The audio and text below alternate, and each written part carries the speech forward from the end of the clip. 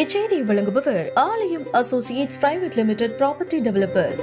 ஆலயம் associates private limited, number 52, third floor, 3B, Ram Darbar, Sterling road, Nungambakkam, Chennai 6,34,000. Dindigul மாவட்டம் கொடைக்கானல் உலகளவில் சுற்றுலா தலமாகும். கொடைக்கானலில் 70% மேலாக வனப்பகுதி இருந்து வந்த நிலையில் கடந்த சில மாதங்களாக நகர்ப்பகுதிகளில் வனவிலங்குகளின் நடமாட்டம் அதிகரித்து காணப்படுகிறது.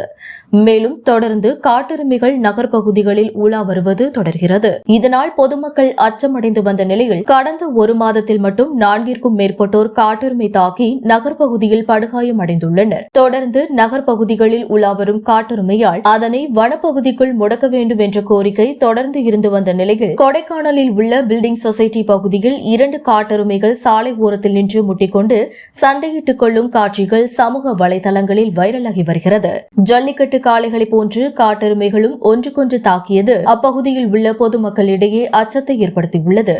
மேலும் சண்டையிட்டுக் கொள்ளும் பொழுது காட்டெருமைகள் முழு பலத்துடன் ஒன்றுக்கொன்று மோதும் காட்சிகள் சமூக வலைதளங்களில் வைரலாகி வருகிறது. கொடைக்கானலில் இருந்து ரிப்போர்ட்டர் மணிகண்டன்.